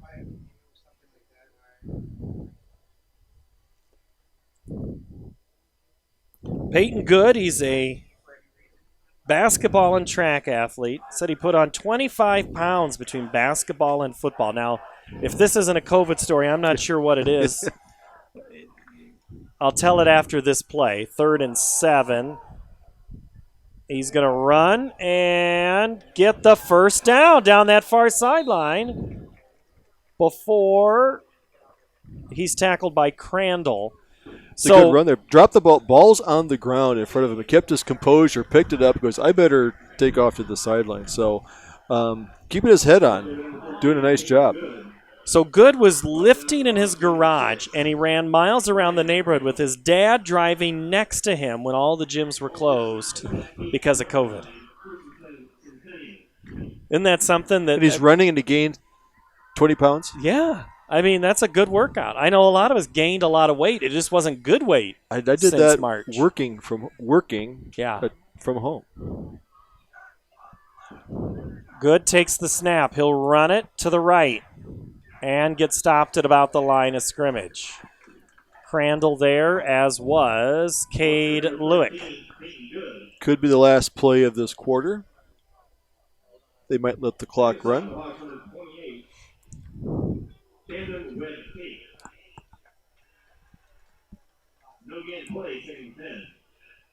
And the Jags hustle up to the line, but not sure they're going to take it. We have played 3 quarters of football. It is Ankeny 41, Centennial 6. The 4th quarter when we come back here on CISN.TV. Save thousands now at Shattenkirk Chevy Waukee. 15% off 2020 Equinox and 2020 Trex, or 0% for 84 months. 15% off 2020 Sonic and 2020 Spark. WalkieChevy.com. 12% off 2020 Blazer. 10% off 2020 Colorado. Up to $15,000 off new 2020 Suburban. We're in a position to give you more for your trade. As always, we're a partner you can count on. Schottenkirk Chevy Waukee. WalkieChevy.com. Hi, I'm Joe the Car Guy with Westside Auto. I'm excited to tell you about our new lifetime oil change plan. When you purchase our plan, you'll never have to pay for an oil change again. If you get a different car, simply transfer the plan over. If that car's oil needs are different than your original plan, just pay the difference. It couldn't be simpler. You won't have to worry about inflation or prices going up. Give us a call at Westside Auto Pros to get details on the lifetime oil change plan. And remember, when I say lifetime, I mean your lifetime, not just your car's. You mentioned how these teams know each other real well. A lot of these guys were teammates on Ankeny junior football squads over the years, as Cole is back in to start here in the fourth quarter. His pass is incomplete. You know, a lot of these guys started playing Ankeny junior football first grade, second grade. Maybe some of them didn't go out for football until 8th grade, decided they were going to play. Maybe some ran cross country and then came out for football, or did both. It's just fun to see how varied a lot of these guys get, Tim, in their activities. And you know, at one point you were teamed together either on a travel football team or an early first grade, second grade team. Cole's pass is thrown, it's caught, and good second move, but going to be short of the first down is Carter Cahill. He got hit in the shoulder. He was able to spin it enough and get the first down. So Cahill, great play. Get up to the 38. 10-yard gain and a first down. Yeah, good catch by Cahill there to keep his balance, spin, and then still go upfield and to hang on to the football. That was a fourth down play. 1st and 10 from the 37. Running out of time is Cole and just collapsing on the edge. Simonson there, to kind of keep under control. So much is said about this senior class for Ankeny, Tim. When you're a junior, you know you can play, and Simonson's one of those guys. Another one would be Manis. I mean, these guys work hard to crack this nucleus of seniors. Yes, they've proven that. If you're an underclassman playing on this squad, that means you've proven yourself. You know, when you get an older, established team like this, and the defense has played very well. They played under control. They know the Centennial offense, and they've really scouted him quite well to keep him under check. Cole cocks once, throws back across the middle. Receiver and quarterback not on the same page there as the ball skips down incomplete. It'll be 3rd down. Stearns was there. I don't really know if it was him or Porter. Cole's got a nice drop back. He gets his form in there. Just when he gets tired, you start pressing to see. This is kind of when you get your quarterback. See kind of what he's made out of. If he can, control himself and still not get greedy but go on the field. It's really about moving the chains. 3rd and 18. In motion is Porter. Little misdirection play goes nowhere. Porter is the is the runner of that, and he gets really no gain. Looks like it was a direct snap to Porter coming back into the formation. Was snuffed out quite well. Bring up a 4th and 18. So now Centennial will not allow Ankeny to have a short field like they've had so many times tonight, and they'll punt the football away.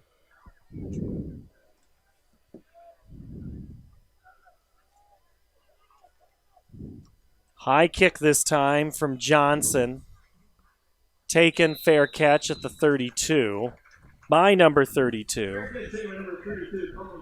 That's Colin Cadolf. So the Ankeny boys basketball team played one of the last sporting events in the country, if not the last sporting event, in the 4A basketball championship in March. I remember watching that game and I had been at Wells Fargo Arena the week before for the girls tournament. And then the boys, they had limited fans on those games, and it was just weird watching that. And Waukee was definitely the favorite. My niece is the manager of the basketball team, and you could see games, but that was the final game, and they barely got it in before everything shut down. So, and Ankeny played well. A team that wasn't supposed to be there, but played together well, and it took down a juggernaut. That was just one of those nights where you're watching it going, who knows when we are going to see sports again. And you watch Breck and Manis. Jordan Cum, he had a big semifinal and then a final. But the seniors on that squad, I mean, it was just, as one person has told me about that tournament, it's like Ankeny was playing teams that didn't know how to defend them. Right. Dowling knew how to defend them, and Waukee did, but it didn't seem to work. But anyway, Jeff Brooks is down on the sideline. Let's see if he can hear me. Let's clue him in and see what he has to say. Yeah, I can hear you guys good down here. So earlier in the quarter, you guys were talking. It was getting a little chippy down here, but I think things are settled down. I think Ankeny is going to want to finish the game out strong. And Centennial, boy, I'm impressed with Cole. It's a different offense than you're normally seeing Centennial run, but they're trying hard. This kid's a good quarterback. And one other thing real quick before you cut me out. I got a text from Iowa City. Those kids can't go to the respective restaurants up there. So they're game watching this. I got some Centennial and Hawk graduates that are texting me saying, good job, we're glad you guys are doing this. So thank you guys for doing it. Hello in Iowa City. Yeah, that is a you're going to have to become fans of sports and teams that you never thought you'd cheer for. Gain of 5 on that play for the Hawks as Bauer hands off to Kadolf. He hops through the line of scrimmage, gets his way across midfield, spins away out of another tackle. He's at the 40, spins, somersaults down inside to the 37-yard line. And those last 10 yards are quite interesting to watch. And he was bouncing, flipping, rolling, cutting, spinning. A great determination, especially in the fourth quarter game like this, that he's still going to get big yards out there. So, in a 9-game season, Tim, I think maybe you would see second string. But in a shortened season and not having many game reps, I'm not surprised that the 1s are still in. Maybe on the next drive we'll see the 2s?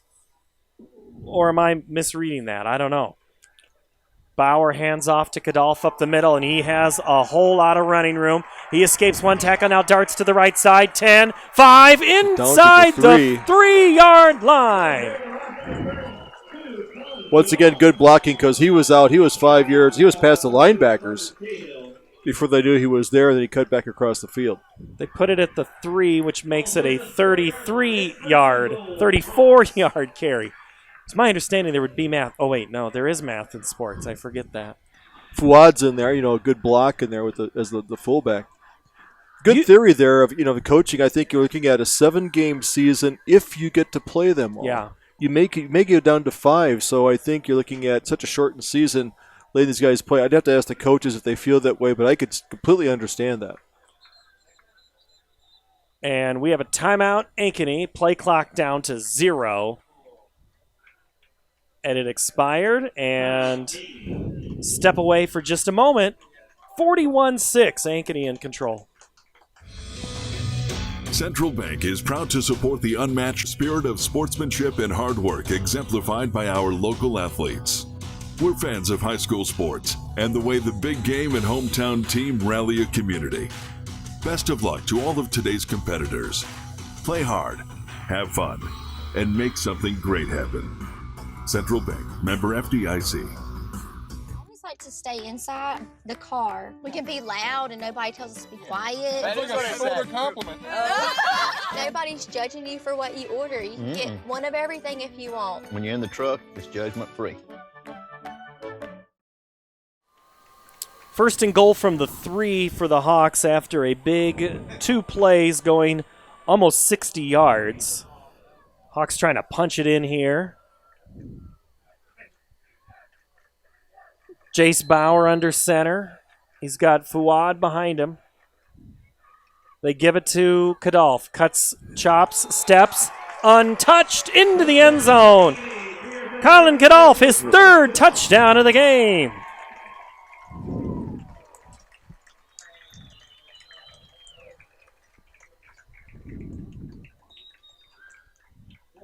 The offensive line doing a great job there. It's sealing a block, pulling a lineman out there and creating that seam. And Kadolf is probably one of the best that I've seen for picking a hole and cutting. He doesn't need much room to cut up there and in the end zone. Pelham on to attempt the extra point at the 5:38 mark. That is blocked, and there's going to be a penalty flag. I think he was offside. Trey Porter might have gotten a little bit of a head start.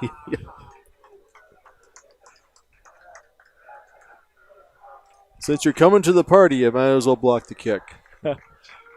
Don't stop till you block enough. You know, one more thing here before we go to break.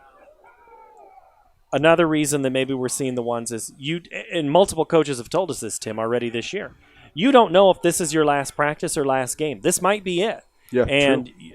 If there isn't a more true life lesson, is you never know when your last day is going to come. Yeah. And you just have to go hard every day. That's one thing that this virus maybe has taught some people is, you got to live for the day and make the most of this moment. Pelham on for the extra point here. The kick is up, and it is good. 48-6. Ankeny in the lead. The final 5:38 from Ankeny Stadium after this. Ordering groceries online from Hy-Vee is easy, and how I save time. Especially during the holidays. For me, it doesn't get any better. Hey, I'll pass the rolls. Oh, nice. Please pass the gravy. I got you. No. I'll do. Hy-Vee aisles online. We deliver to Mahomes and your home for the holidays. Does anyone need a knife? No. There's no such thing as a pretty eater. You're a pretty messy eater. I'm more of like a neat eater. Glad we can eat in the car so nobody can see that. Oh my god. How are you guys eating so slow? I'm almost done. No, you have a giant mouth. I always like to stay inside the car. We can be loud and nobody tells us to be quiet. That's like a shoulder compliment. Nobody's judging you for what you order. You can get one of everything if you want. When you're in the truck, it's judgment free.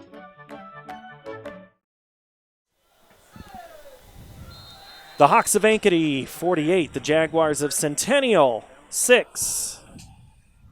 All 6 of the points by Centennial came via a turnover on the first offensive play of the game. And this kick from Pelham is going to be taken by Stearns at the 10. He's at the 15, 20. He'll make it up to about the 24-yard line before Isaiah Stearns, the junior, is tackled and will bring the Jaguar offense out. And we'll also bring in Jeff Brooks for one more report. Jeff? Just one more report. Well, wow. Yeah, you're right. Sorry, I knew you'd catch me say that. Hey, all credit to Centennial tonight. This team is a good team. They're going to win some games this year. Ankeny, they are just older, more experienced, and they're going to win a lot of games as well. So, but look for Centennial to finish this game out strong. But they're going to win a lot of games this year.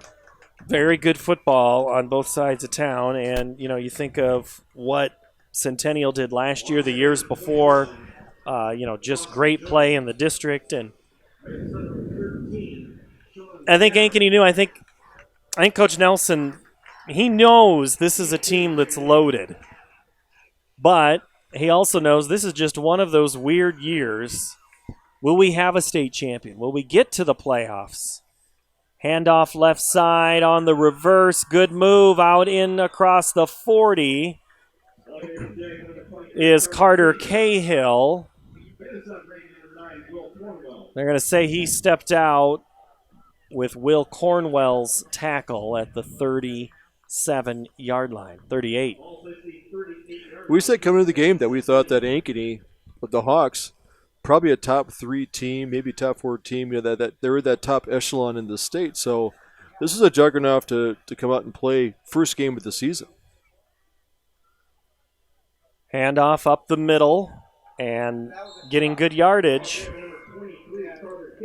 Cahill and So that's one of those things you don't want to see. Grabbing his left shoulder is Bryce Peterson. He can't move that left arm. No, he says, no, I'm good. I'm good. He kind of got up slow, and now they call timeout. Yeah, officials will catch that. They can see that. They're going to say, nope, we don't have a player injured here. Precaution, player safety is always at the utmost. I think it was more of a sting than anything because now he's moving that left arm. He just kind of got pinned. He goes, what are you talking about? I think he has to come out. If officials called a timeout, I think he has to come off the field. Well, the Hawks only have one timeout left on the board, so unless Rick Nelson called. He may have called a timeout. As Coach Mazzetti told us earlier, it's typical with the Centennial teams with the timing. They tend to get stronger as the season goes on. They get past this as if they can continue on with the season. Southeast Polk next week, they got Valley. They get past this early juggernaut. They could be a really strong team with that offensive line that they have. Later on in the season, getting ready for the playoff schedule.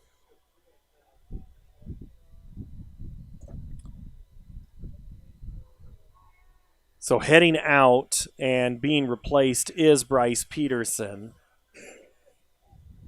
He goes to the bench, and that's one of the last things you want to see is an injury late in the game where the outcome is not in doubt.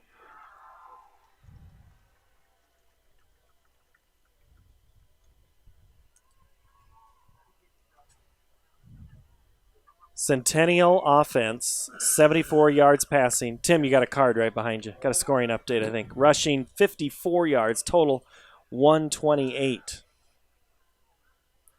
The other game of interest that I think with two of the premier games, one was this one here, the two Ankeny schools going at it. Southeast Polk at Waukee is now 14-10 Southeast Polk with 8 minutes left in the fourth quarter. Two really good teams. Cole to throw, downfield, over the head of Gates. Got his left hand up there, just not enough time to grab it out of the air, incomplete. And I think Dowling and Indianola was 9-7 late in the first half. I haven't seen anything since. I've been trying to work here a little. In hoping to speed up the play calling, I see that Cole goes to sidelines when the clock is stopped, picks up the plays straight from the coach, bringing it back into the huddle. Last score was Indianola trailing Dowling 19-14. Left side, is that Porter? Yes. It is. Great run, Trey Porter left side.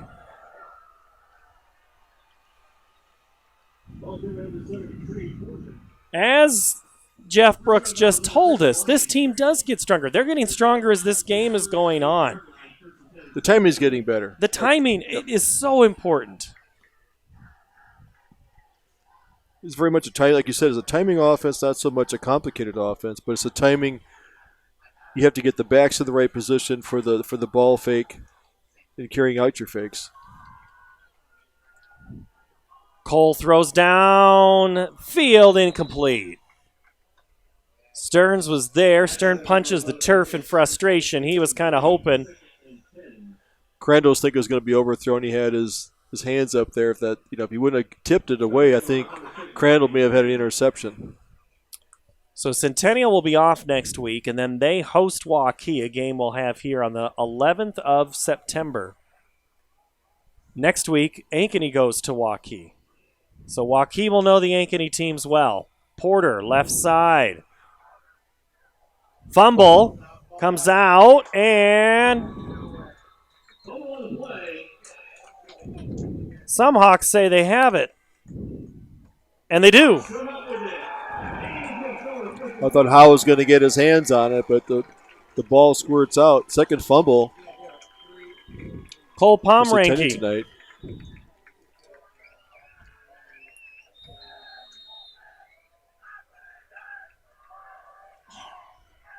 The clock should run out. Colin Riggs will come out.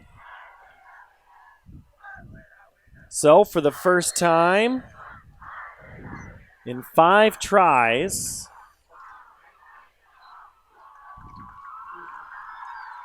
Riggs, handoff to, that was Reed Johnson. So Reed Johnson gets his name in the score sheet.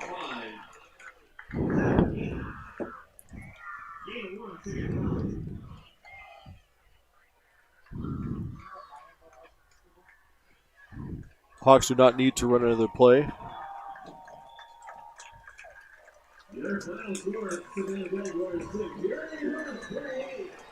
And as per high school rules, they cannot shake hands after the game, but they can acknowledge your opponent. And the fans, they get a greeting from their players. And just know it's a different year, Tim. It is. To see that versus shaking of hands. We'll take a quick break, recap this one, and get you home. Hawks win 48-6. Postgame after this. At Mid-American Energy, we put our energy into making communities stronger, safer, and ready for the future. We support STEM education and community safety, special events, and economic development activities. We energize our cities and towns just like we have for decades, all to help make your community the place where you want to build your business, your legacy, and your life. It's another way we're obsessively, relentlessly at your service. Hi, I'm Chris from Fireplace Superstore, and this has been a crazy year. We might just run out of furniture, but we still have a great selection right now. We have wicker, we have fire pits, we have poly, and if you want something for your deck this year, you should come see us right now. Still have the greatest selection in Iowa at the best prices. Fireplace Superstore, 109th and Douglas, just west of Homemaker.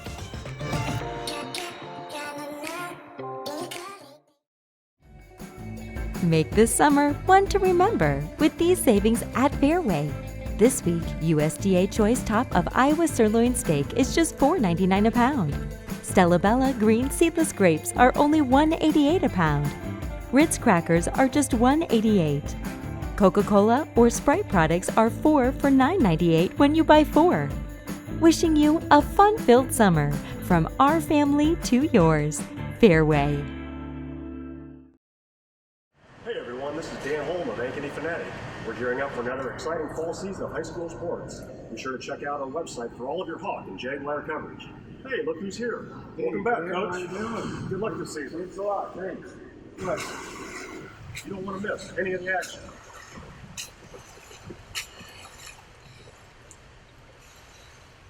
Go, Chad. Thank you. Go to AnkenyFanatic.com for your best local sports coverage around. For the first time since September 11th of 2015, the Ankeny Hawks win against Centennial in football, 48-6. 5 straight streak by the Jaguars is snapped by the Ankeny Hawks. Jeff Brooks is on the sideline, and Jeff, throw out that first play of the scrimmage on offense. It really was all Ankeny tonight in many, many cases, and both teams, as you said, Jeff, pretty good teams. Yeah, so... Whoop, hold on. Sorry, I turned you down. There you go. Now go. That's all right. A lot of things going on tonight, right? So, of all the years I've done this, you know, and talked to the coaches and been around them, the one year I can't talk to them, there they are. And, boy, I'd love to be out there interviewing Coach Nelson and the Ankeny Hawks players this year. I bet they're fired up to get their season started like this.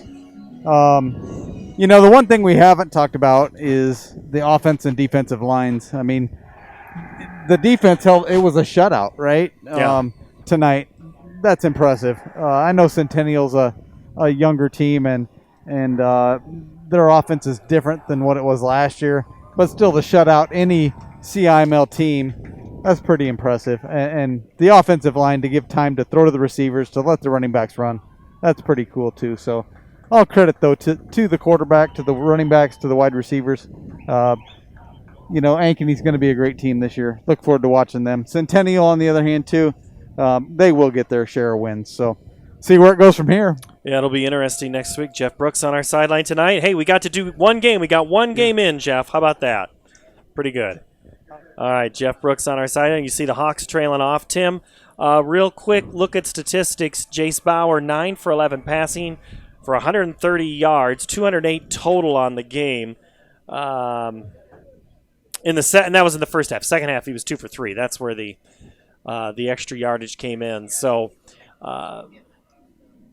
208 yards passing for the Hawks, 195 rushing, and a total of 403. And I think, didn't Coach Nelson tell us if we can run more than 100 yards, or was it 150? Was that his threshold? I think it was 150. I think he was 150 rushing. He wanted balance. That's pretty close. He's got the running in there, but it wasn't the running game that opened up his passing game. It was vice versa. And the skill players came in and they produced and they carried. But down the road, as the game went on, they took over the game.